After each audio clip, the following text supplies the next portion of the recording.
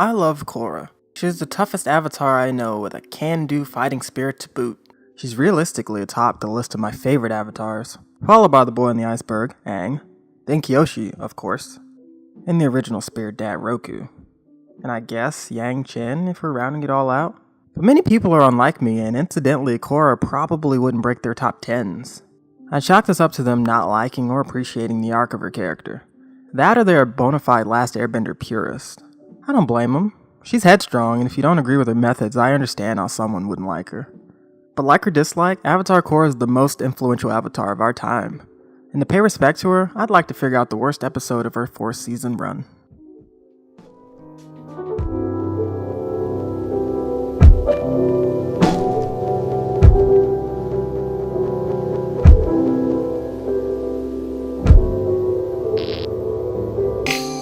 Like I said, this girl is no slouch. All Korra's ever wanted is to be the Avatar. And once her dream became a reality, she barreled toward her destiny at a breakneck pace. When designing Korra, the creators, Mike DiMartino and Brian Konietzko, said that they wanted to make her as different as possible when compared to Aang. The first piece of that puzzle, other than making her a woman, was to make Korra as tough and strong as possible. On the other hand, Avatar Aang was the last airbender, through and through an air nomad, and this reflected in his fighting style. That fighting style being one of a pacifist vegetarian. In short, he's soft. Okay, Aang isn't quite a softie, but looking at the two avatars at the beginning of their respective journeys, they're completely different people. Korra was ready to tackle any obstacle headfirst, whether she was ready for it or not. She needed to act strong to feel strong, even if she was at her most vulnerable. And Aang searched high and low for a positive way around his impending problem. Tearing through was never the first option, and it was only when those options dried up that he was forced to put his fighting skill to task. What we have here is the trajectory of their arcs crisscrossing. Korra had to learn that fighting is not always the answer, and Aang had to learn that there isn't always a peaceful solution to an issue. Korra fought fire with fire. It's way easier to practice firebending over diplomacy. And this is appropriate for a character. Korra is native to the water tribe, but tends to favor fire over water. That being said, she would have fared better in the time of the 100-Year War than she did in the Roaring Republic era. Korra couldn't tackle any of her villains with sheer force, at least not on her own. But she would have mopped the floor with Zhao's fleet, Azula, and the Fire Lord if she had the chance. Maybe. Instead, she got to deal with an undercover bloodbender, her dark avatar uncle, a flying airbender with his combustion-bending, lava-bending, and armless water-bending posse, and herself, but in the form of a master metalbender. She drew a bunch of winners. Korra's adversaries are some of the brightest highlights of her show, and they each deserve the seasons dedicated to their fleshing out. An aspect of The Last Airbender that I didn't quite love was that the Fire Nation was always the bad guy. The unmetered expansion of the Fire Nation was the looming threat over the entire show, and it worked, but there was almost no gray area to the character as a whole. It was pretty cut and dry that the Fire Nation was pure evil, at least until Team Avatar backpacked around the Fire Nation Isles in Book 3 and got personal looks into the culture. But Korra's villains are much more gray. The Equalist movement was a necessary cause for Republic City. Although Amon was a messed up bloodbender stealing other people's abilities, he preached equality. To be fair, that equality meant that all benders would be exterminated or at least marginalized. Except him, I guess. Their time was over and he was ushering in a new era where the unfair advantage of bending would be no more.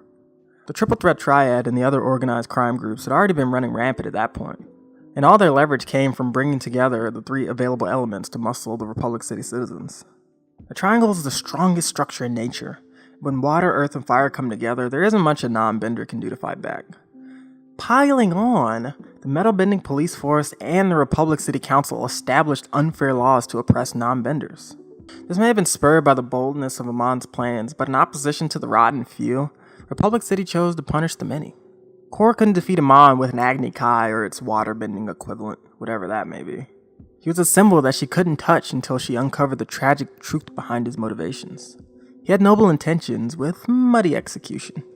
Harmonic convergence was a troubling and perilous time, but again proved to be another essential building block of Korra's legacy. Unalaq's plan of breaking the avatar cycle and becoming a dark avatar himself was batshit crazy. The world has needed the avatar since Wan separated Rava and Batu. I hope I'm developing a coherent pattern here. Solely for personal gain, Unalaq taught Korra what he knew of the spirits and furthered her knowledge is something every avatar should be in touch with. Tenzin tried his hardest, but before she latched onto her uncle, Korra was a spiritual lump on a log. The world had grown increasingly detached from spirits and the spirit world, with the air nomads no longer a factor in maintaining balance.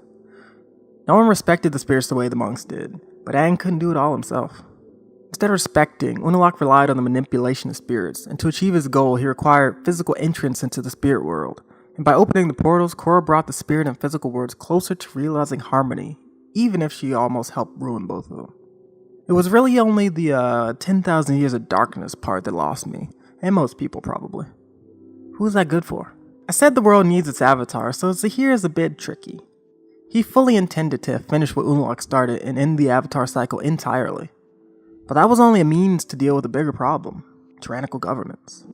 Where Amon was about equality, Zahir's tune was freedom. He believed chaos was the only way to achieve order in the world. He believed in a world where a person's allegiance was to themselves, and not a faraway figure ahead demanding tribute and service. And the only way he knew how to achieve this was murder, unfortunately. Well, not the best way, disposing of the Earth Queen in the way he did may have been the only way to achieve his goal while preventing another worse regime from filling the power vacuum. The Earth Kingdom did what he wanted and formed some independent city-states, but the remaining chaos was enough to spawn the final boss.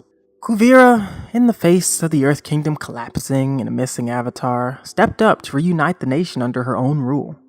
She did this for the sake of patriotism and the desire to keep her home in one piece. Kuvira is determined, capable, and confident in her path. She was Korra's final challenge. The show had come full circle starting from Last Airbender. The new Earth Nation was the new unstoppable force to be feared by the rest of the world, and it was up to Korra to woman up and restore balance. Kuvira is Korra. She's everything about Korra, but in a much surer and put together package. Korra couldn't beat herself, especially when she wasn't at 100%, until she was able to overcome and accept what had happened to her in the previous 3 seasons.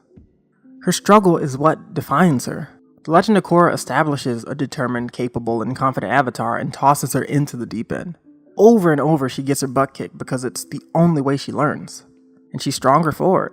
She had to experience true loss to connect with what really mattered to her.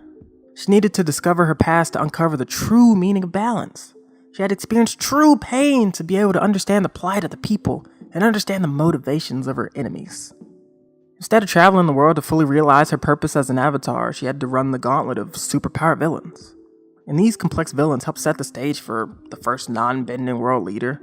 They helped revive the Air Nation, and they inadvertently brought the world closer to balance than it had been in almost 200 years. Like I said, it's all gray. And all this gray is a long-winded way of me reiterating, I love Korra. I'm gonna keep saying that I love a strong female protagonist because it's true. And Korra is one of my favorites, especially for moments like this. If you tell Korra she can't do something, you are a fool, because she's not helpless and she is determined. She can bring balance to the world, but unfortunately, The Legend of Korra can't bring balance to all of its episodes. Before I reveal the worst episode, I did not take remembrances into account. This is the recap of the previous season before the show ends. It's essentially a less creative but more cost-effective Ember Island player, since the show reuses sequences from episodes that they're recapping. It's not really an episode at all. But Civil Wars Part 1 is an episode, and it's the worst episode of The Legend of Korra. This is a rough time for the show, because this is when Korra is at her most frustrating. She's all about sides at the beginning of Season 2. If you aren't on her side, you're against her. But that doesn't really fly during the lead up to a civil war, and Korra faces some criticism and hypocrisy of her own. She tries to walk the line between the troubles of the North and the South, and it proves a difficult task. She needs to remain neutral as the Avatar, even though her people are fighting themselves. It's as if everyone is against her except for her perfect uncle that can do no wrong. At least that's what she thinks. It's not until later that she learns problems aren't as simple as one side being wrong and the other being right. Korra is a bit annoying in the early bits of Season 2, but the worst part of the episode, for me at least, is the way she treats her dad. Tanrak is my man, my favorite character. But Korra feels entitled to information about her father's past, and she takes it personally when she finds out he didn't tell her the whole truth of why he lives in the South Pole. And that is only the beginning of the family squabbles in this episode. Following Tenzin, Bumi, and Kaya, we learn that Aang wasn't a perfect dad either. Of course he isn't, no one is. The shiny armor of everyone's favorite avatar gets some holes poked in it, and that's never fun. He was trying to keep his dying culture alive, and because of that, he showed clear favoritism to his only airbending child. And this creates a rift between the siblings, and it looks like it's beginning to happen with Tenzin's children as well. This episode, rightfully so, is all about disappointment and coming to grips with reality. It's kind of a downer. And that's why it's the worst episode, really. All the negatives build up to a pretty sizable hurdle to clear when it comes to continuing the watch through. But for the third time, I love Korra. And if you need a reason to keep watching, a reason to finally finish the show after 7 years, or a reason to rewatch the n-teenth time like me, I've got just the episodes for you to hold out. The first is the Battle of Zaofu. Yeah, Korra gets a seemingly fair fight for the first time in a while now that she's got the metal out of her body. But I say look forward to it for another reason. There's something so satisfying about a mother and her twin sons going on a mission with the full intent to kill her old protege. The Beifongs get shit done. The next is The Beginnings. This pair of episodes tell the story of the first Avatar, and it's absolutely beautiful to look at. It's nice learning more about the history of a world that was such a big part of your childhood. Venom of the Red Lotus is everything you love about the Soz's Comet finale fight in The Last Airbender, minus the 3 seasons of build-up. Aang took full control of the fight when he unlocked the Avatar state again. But Korra is in the Avatar state her whole battle, and she's fighting for her life every second of it. It's fascinating to watch such a dominating fighter struggle against an opponent because of a handicap. Zahir was smart to never give Korra a fair one-on-one fight with him. Or anyone for that matter. Power in numbers, am I right? The scene in Long Live the Queen is worth watching the whole show for. I remember sitting in my dorm room watching it when it aired, and I was blown away that Avatar could or even would do something like that. And The Last Stand. The last episode. The build-up is all worth it to finally see Korra kick some ass again after all the struggle. She is the Avatar and you gotta deal with it. That's another one in the bag. We got the worst episode and some real good reasons to watch the show again. What are your personal best and worst of The Legend of Korra? Let us know down in the comments. And for more videos like this, subscribe to Stunt Club Soda and keep coming back for those uploads.